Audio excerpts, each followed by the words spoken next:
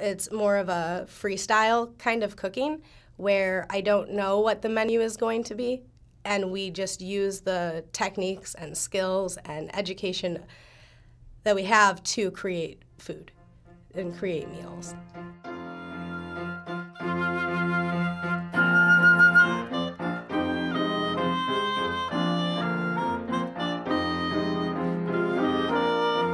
Hello! Welcome to The Corner Table, a podcast about food and drink in Madison, Wisconsin, produced by the Capital Times. Chef Katie Wyer was cooking in Chicago when she heard about a job out at Frank Lloyd Wright's Taliesin, and she jumped at the chance to get out of the city and closer to the farm. Katie is now running the kitchen at Arcadia Books, a charming bookstore in Spring Green, and she hosts pizza dinners and curry nights with her company Large Batch Scratch. I'm your host, Cap Times food writer Lindsay Christians. Chatting with Katie was so much fun, in part because she's clearly in love with the community of Spring Green, but also because she's a true improvisational cook, which as a planner I personally find very impressive. American Players Theater opens this weekend, so it's the perfect time to meet Katie and get introduced to her food. Give a listen.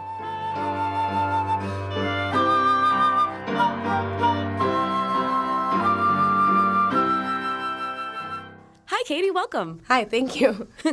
So you are cooking out in Spring Green. How did you end up there?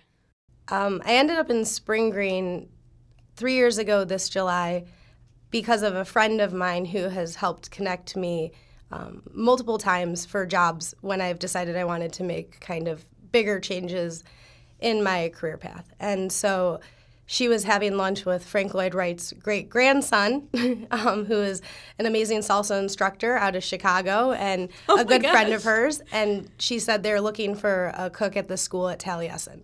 And I had said to her, I need to get out of Chicago, and I want to be closer to the source. I want to be practicing cooking large batch food for communities, not just doing these like plated, small focused kinds of meals that I was doing in Chicago. So are you from Chicago? I'm from a suburb of Chicago, Geneva, Illinois. Oh, it's about 40 minutes west of Chicago. So where were you working in Chicago when you kind of heard about the opportunity up at Taliesin? I had just left a job teaching, actually, at the Greater Chicago Food Depository. I worked there for 2 years in a program called Chicago's Community Kitchens, which was an incredible opportunity, and I think also directed me to wanting to do something that was more in line with how I felt socially and politically about our food system. And so I wanted to get out of Chicago, though, and that kind of big building and no sunlight experience, and get back closer to being outdoors and closer to food, while taking everything that I'd learned with me to do something new. I contacted her and told her what I wanted, and she saw this opportunity, and I came out right away. That's really cool. Yeah. Chicago is a lot of concrete. There's a lot of concrete, and it can be really disheartening to see the really obvious differences in economic availability for people when it comes to where they're getting their food. Taliesin is such a beautiful place. They have that gorgeous visitor center that's like overlooking the river.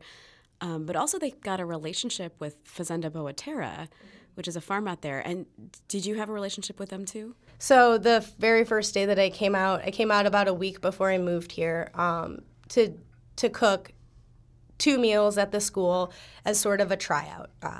And so the first thing that they had me do is go on a walk around the farm with John and Legia and their first farm apprentice, Katie Zappa. And that was probably one of the most amazing days of my life.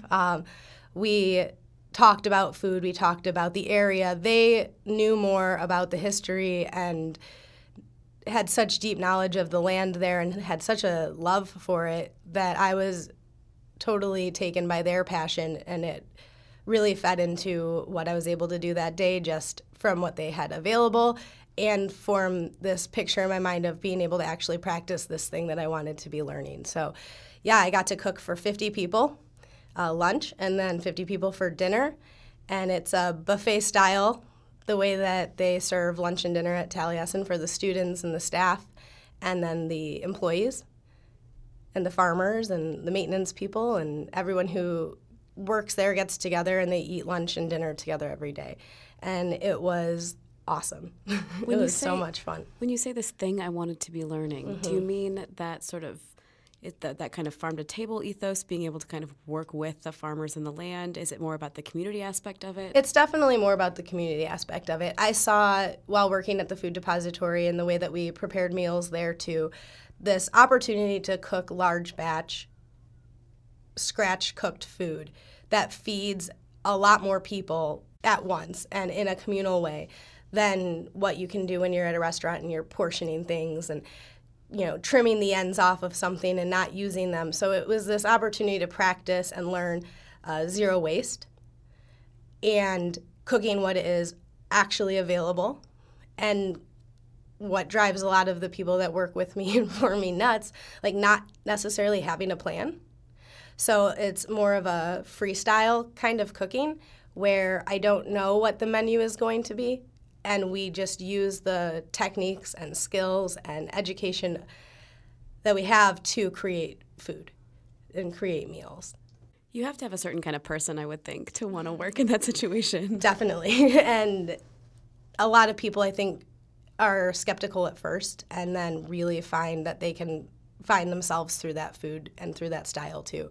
We do that every day right now, and with everything that we have the opportunity to do for events and pop-ups and pizza and curry and all of these different things that we are invested in, we don't have really a big plan going into them. We don't write menus a week out. We don't know necessarily what it is that we're going to be working with. And that comes a lot from the philosophy that that's not what is most important. It is about supporting our local food system and using what is available, using what other people don't want, helping out, by saying, what do you have that you want to get rid of? And sometimes it's 100 pounds of pork hock that farmers who are selling to restaurants or selling to grocery stores have to provide certain cuts, and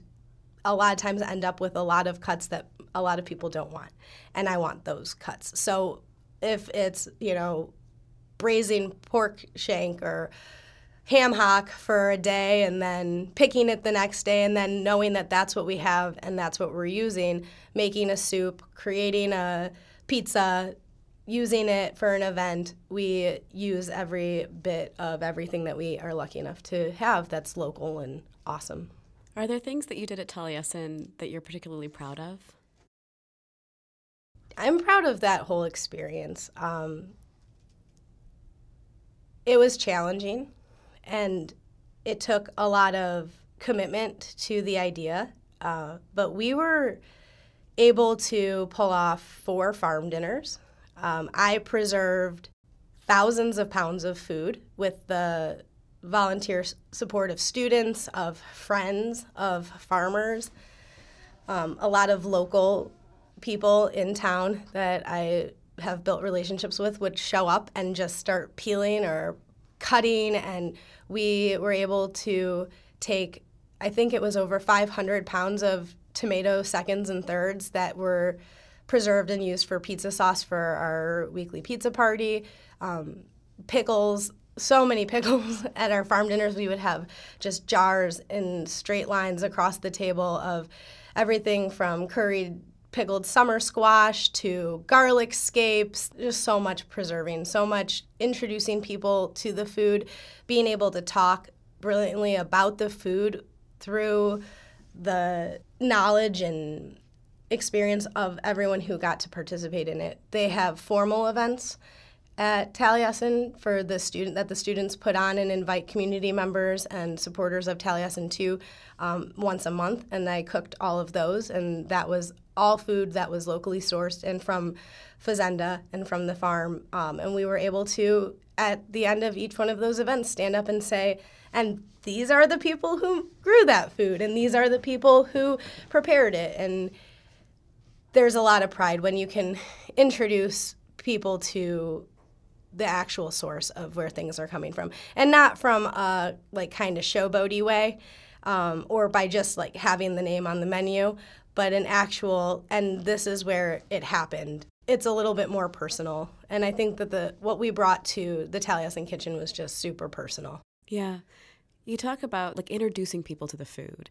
And when I think about Arcadia Bookstore, where you are now, where you're cooking there, I feel like that's something the chef there, Jackie Singleton, was doing a lot of. So I wonder a little bit about what you're doing in the Arcadia Kitchen now, if you want to talk a little bit about that menu and how you put that together. Sure, yeah. So Jackie is awesome, and she did some amazing things there. And I think something I didn't realize when I decided to take on this cafe and start a business was that there wasn't always made-to-order food coming out of the cafe. It's really an interesting setup, but it's designed to basically be a grab-and-go with grab-and-go baked goods, coffee, and then the occasional either cook the book event or dinner that is open to the public, a couple days a week. But when we started, we decided to have a made-to-order menu daily, which was me cooking daily from the time the bookstore opened till it closed. We've reeled back a little bit this year as more and more opportunities to do other things and to kind of refocus our attention. So we are open from 10 to 4 daily in the made-to-order kitchen. But the cooler is stocked with all sorts of things. We have Korean japchae in the cooler, which is a noodle street food that people in Spring Green are like addicted to now, and we can't keep it long enough. There's lamb curry constantly that people are coming in for. It's not surprising to me, I think, that kind of food and to be doing and pushing the limits is getting a really good response, because I think another part about this rural area is that it's really not that rural as far as the demographics of the town itself. And I think a lot of people have an opportunity in their lives to travel and to go on vacations. I constantly see people in Arcadia planning their Italian vacation or their trip to India. And so there's a lot of folks who come in because they do know that they can have something that's not just kind of run-of-the-mill Wisconsin fried cheese curd. Burgers and fries. Burgers and fries, yeah. There's something different that's exciting, and it's all local, but with a twist. I get to come into Madison once a week to go to Yuwa on Park Street. It's an Asian grocery store and run by a Chinese couple that immigrated here over 30 years ago and have been running this grocery store and are just absolutely incredible. And so we pick up tons of our seasoning and spices and kind of glean inspiration from a lot of the aisles in that store on a weekly basis to bring back to Spring Green. They're one of my local producers, I consider them. So you mentioned large batch scratch as part of something you were saying earlier, and that's the name of your catering company, right? It's the name of our business. This whole new business thing is so new to me. This is the first business I've ever run, and I run it with my partner, Patrick Michaels, and he's the computer and finance, and he does all of our spreadsheets, and he keeps the business running, really, and lets me just kind of be running around the kitchen all the time. But so Large Batch Scratch is our business. We're an LLC. The way that Arcadia has it set up is the cafe they lease. So we rent the space and the kitchen to run our business out of, and it has to work really well with Arcadia and with the bookstore, and we are still trying to figure out how to make it work best for them too. I feel bad whenever we change what we're doing, like our hours are changing, or we're not doing these dinners, or we're doing new dinners. And they have been so flexible and so supportive. It's incredible. On Mondays and Fridays, they let people know our kitchen is closed tonight, but you can head down the street, and the folks who run this kitchen are doing a curry night or a pizza night down there. And so they've been incredible at helping us find our way and navigate our business, even though we are kind of held to what the expectations of their business is. So American Players Theater is opening officially this weekend. Yes.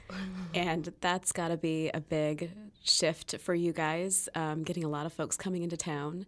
Do you change your hours? Do you change what you offer for the APT crowd coming into Spring Green? I want to say no. And I don't want to deter the APT crowd from checking us out at all, because we are there 7 days a week, year-round. So we want to continue to provide what we make available year-round to them as well. I think that the biggest changes is volume.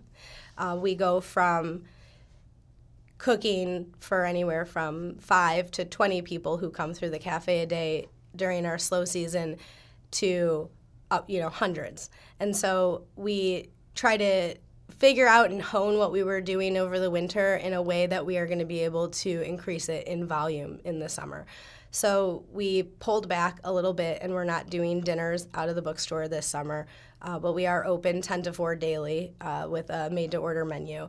And I think that's a little bit different. And folks who come into Spring Green to go to dinner before APT don't have a ton of options. So I do feel bad that we're not going to have that available, but we will, starting in July, have our Monday nights available again for curry and Friday for pizza, and those are both open to the public. And where are those? That is at the White School on Lexington. It is the last building before you hit the big park right there on Lexington. As far as what we do differently, I think we just get a lot more excited about the number of people that we're going to be able to serve. And APT really has given me a huge chance to serve the APT acting community and the stitchers and directors, and all of the people who make APT happen are really an amazing group that we get to serve. I've had the opportunity in the last couple of years to cook for their design conference. I get to cater the opening night for the actors. So when they have their opening party on the 15th, I show up at 11 p.m. and set up a spread for them. And I think that that's part of the joy of this community, is knowing that, yes, I'm going to serve people who come to APT, but I also primarily get to serve the people who make APT happen, and that they are our community.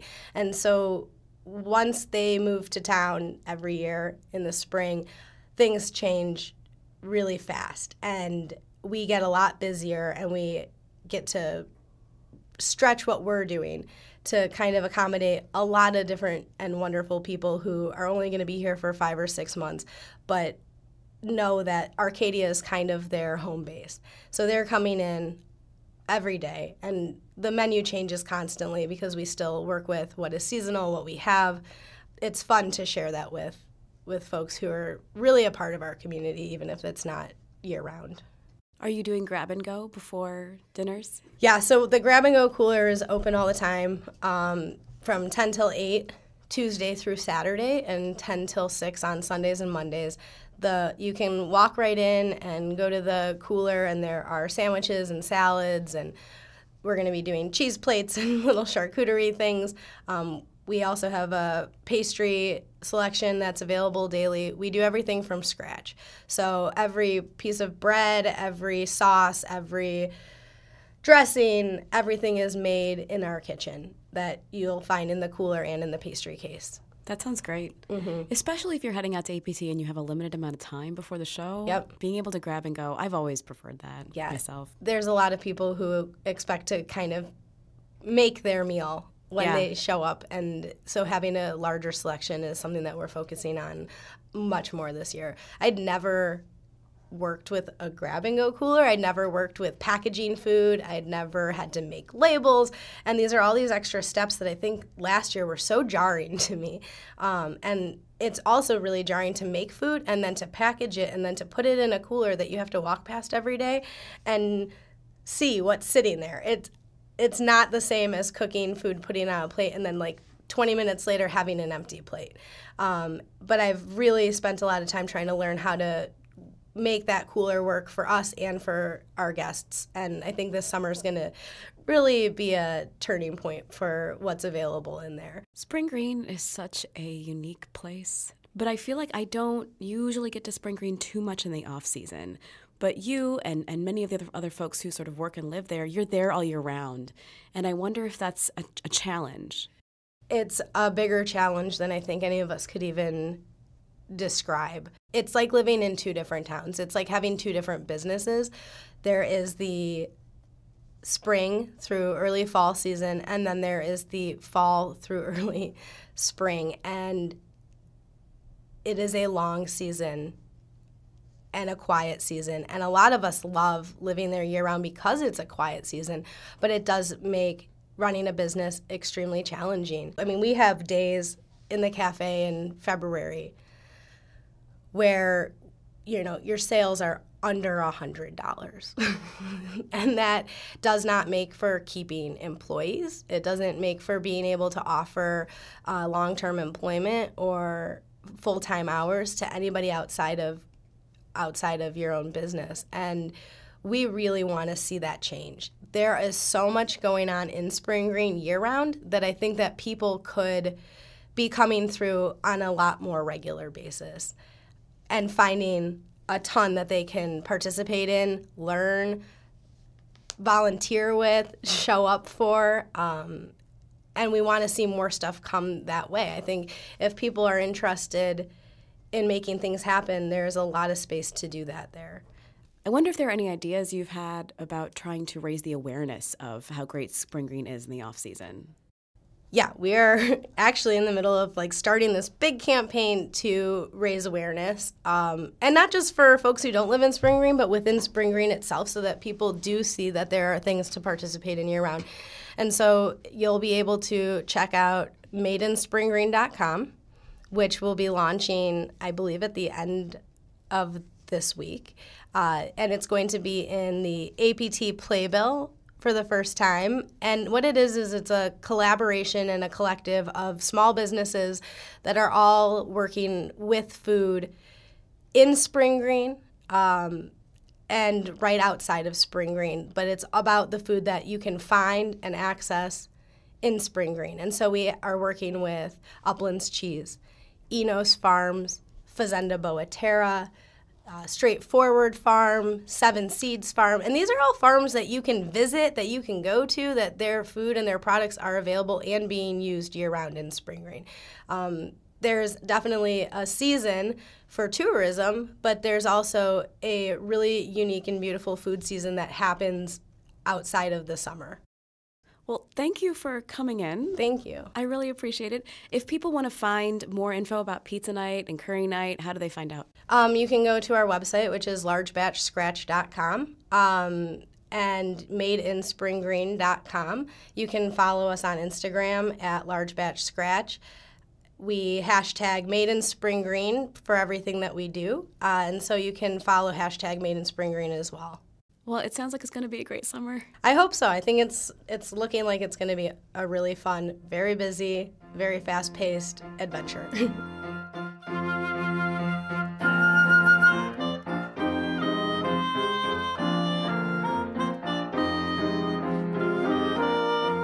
This has been The Corner Table, a podcast about food and drink in Madison, produced by the Capital Times. Our music was composed by Lindsay Christians. You can see a preview of the American Players Theater season, including the 5 plays opening in June, at captimes.com, where you can also find restaurant reviews and other food coverage. Subscribe to The Corner Table anywhere you get your podcasts, and follow us on Facebook at Corner Table Podcast. I am your host, Cap Times food writer Lindsay Christians. Next week, I'll be talking with Max Licker, the creator of Chrysalis Pops, local treats with a great mission. And my wish for you this week is fresh strawberries, because I just got my first crop in my garden. Cheers!